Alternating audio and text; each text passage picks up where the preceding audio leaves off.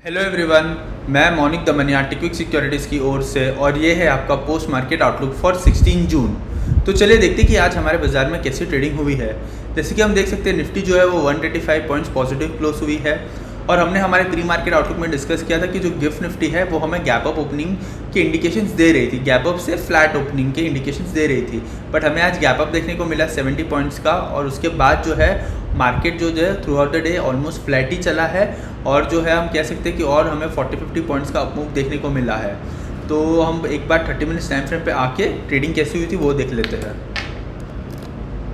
देखिए, एक gap up के बाद जो है वो मार्केट में हमें एज सच कोई बड़ा मूवमेंट आज देखने को नहीं मिला है। हम कंसिडर कर सकते हैं कि जो आज का दिन था वो ऑलमोस्ट फ्लैट ही था और मार्केट जो है उसने ऑलमोस्ट 30-40 पॉइंट्स का गैप अप के बाद हमें एक मूव दिया है। तो आज मार्केट में एज सच कोई एक्शन हमें देखने को नहीं मिला है। अगर हम लेवल्स की भी बात करें तो हमने हमारे प्री मार्केट आउटलुक में डिस्कस किया था कि बहुत इंपॉर्टेंट लेवल्स थे। सपोर्ट जो है वो 20,800 पे था, तो वो जो है वो अभी भी मेंटेन है और हमने डिस्कस किया था कि रेजिस्टेंस जो है वो 24,000 से लेकर 24,100 तक का जो रेजिस्टेंस है वो बहुत ही ज़्यादा स्ट्रॉन्ग है।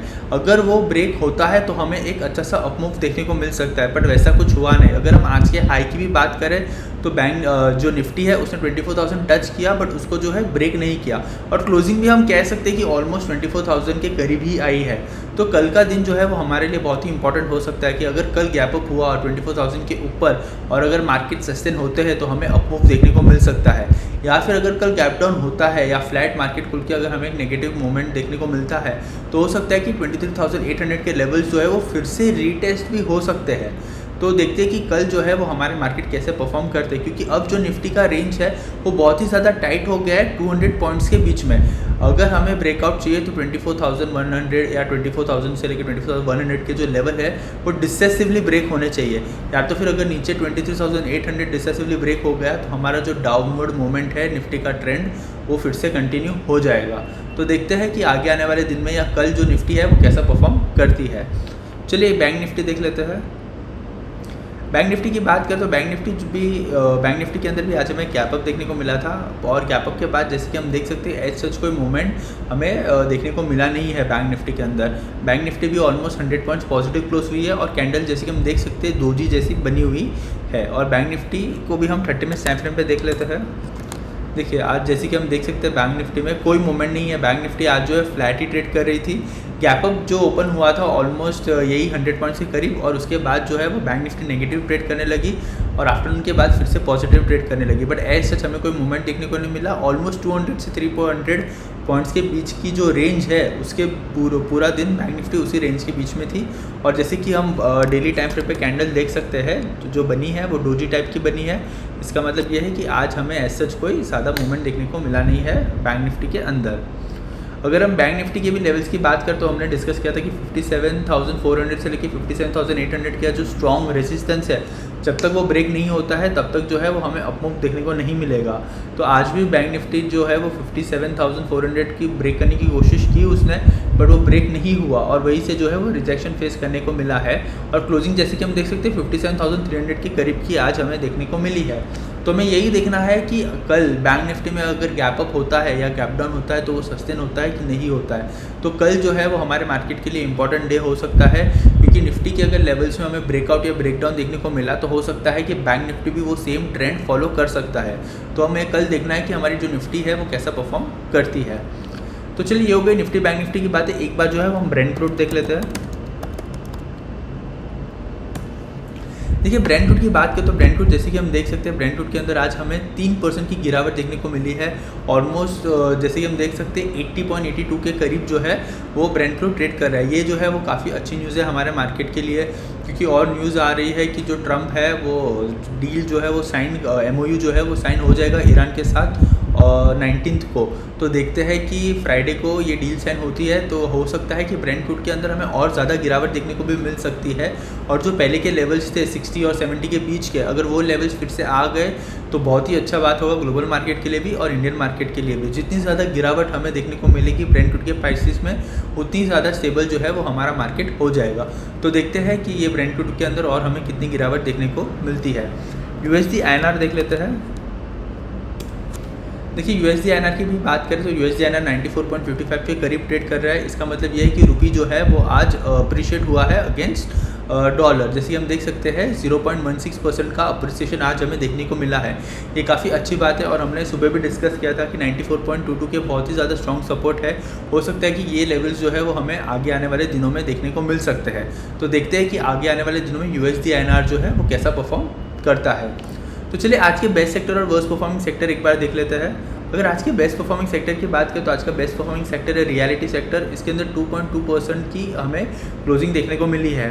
बट जैसे कि हम देख सकते हैं जो रियलिटी का जो सेक्टर का ट्रेंड है वो बेरिश ट्रेंड है और नेगेटिव ट्रेंड है, तो इसके ऊपर जो है वो हम ज़्यादा चर्चा नहीं करेंगे। एक बार 200 EMA के ऊपर डिसेसिवली क्लोजिंग आके एक अप मूव देखने को मिलता है तो फिर हम देखेंगे कि आगे आने वाला ट्रेंड रियलिटी सेक्टर में कैसा हो सकता है। इसलिए इसके ऊपर अभी हम ज़्यादा चर्चा नहीं करेंगे। अगर चलिए अब आज का वर्स्ट परफॉर्मिंग सेक्टर देख लेते हैं। आज का वर्स्ट परफॉर्मिंग सेक्टर है मेटल सेक्टर। मेटल सेक्टर में ऑलमोस्ट 1.5% की गिरावट देखने को मिली है। बट मेटल सेक्टर का जैसे कि हम देख सकते हैं ट्रेंड जो है वो काफ़ी अच्छा है और हमने ऑलरेडी हमारे सपोर्ट के लेवल्स मार्क करके रखे हैं। हो सकता है कि ये और नीचे आए, यहाँ पे सपोर्ट ले और फिर हमें फिर से बाउंस बैक देखने को मिल सकती है, क्योंकि मेटल सेक्टर जो है वो बहुत ही ज़्यादा स्ट्रॉन्ग सेक्टर है। तो देखते हैं कि आगे आने वाले दिनों में मेटल सेक्टर भी जो है वो कैसा परफॉर्म करता है। तो चलिए एक बार जो है वो हम FIDI का डेटा भी देख लेते हैं कि आज डेटा क्या आया है। ओके, डेटा की बात करें तो डेटा अभी तक आया नहीं है, तो कल हम हमारे प्री मार्केट आउटलुक में डिस्कस कर लेंगे कि क्या डेटा हमें देखने को मिलता है।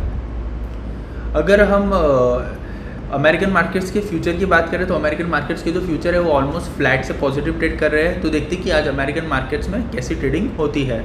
अगर हम बात करें कि स्मॉल कैप, मिड कैप और माइक्रो कैप ने आज कैसा परफॉर्म किया था तो वो भी ऑलमोस्ट 0.5% पॉजिटिव क्लोज हुए हैं। तो हमें ऐसा कुछ वाइल्ड मूवमेंट देखने को नहीं मिला है आज हमारे बाजार में।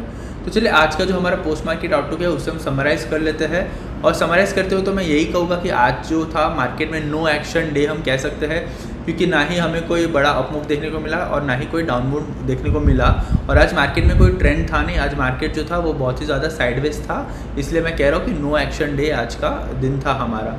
अगर हम बात करें तो आज हमें सबसे अच्छी बात तो यही है कि ब्रेंट क्रूड के अंदर हमें 2.5% की गिरावट देखने को मिली है।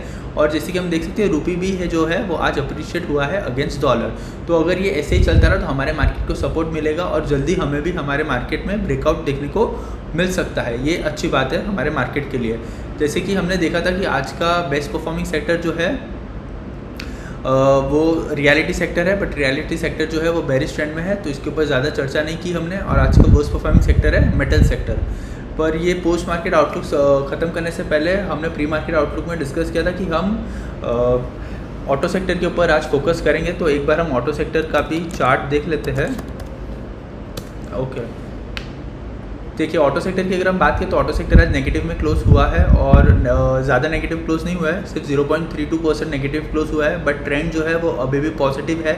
और जैसे कि हम देख सकते हैं हल्के से जो रेसिस्टेंस के जोन है उसके पास ही कंसोलिडेट हो रहा है। तो आगे आने वाले दिनों पे भी हम ऑटो सेक्टर पे ध्यान रख सकते हैं। हो सकता है कि थोड़ा कंसोलिडेट होने के बाद एक अपमूव देखने को मिल सकता है। तो ऑटो सेक्टर पे भी हम आगे आने वाले दिनों में ध्यान रख सकते हैं। तो चलिए जो हमारा समराइजेशन था उसे हम कंटिन्यू रखते हैं। और मैं तो यही कहूँगा कि ओवरऑल जो था आज हमारे मार्केट में ग्रीन क्लोजिंग देखने को मिली है, बट ज़्यादा एक्शन नहीं हुआ है। और सेक्टर्स की भी अगर हम बात करें तो 4-5 सेक्टर नेगेटिव में भी क्लोज हुए हैं और बाकी के जो सेक्टर्स थे वो पॉजिटिव में क्लोज हुए हैं। अगर हम बात करें small cap, mid cap, micro cap की तो ऑलमोस्ट 0.5% का मूवमेंट हमें उसके अंदर भी देखने को मिला है। तो ओवरऑल आज का डे जो था वो काफ़ी साइलेंट डे था और अच्छा डे था। तो देखते हैं कि आगे आने वाले दिनों में या कल हमारे मार्केट में कैसी ट्रेडिंग होती है। तो चलिए यही थी हमारी पोस्ट मार्केट आउटलुक की बात है। अगर आपको ये वीडियो अच्छा लगा है तो please like, share and subscribe and thank you for watching.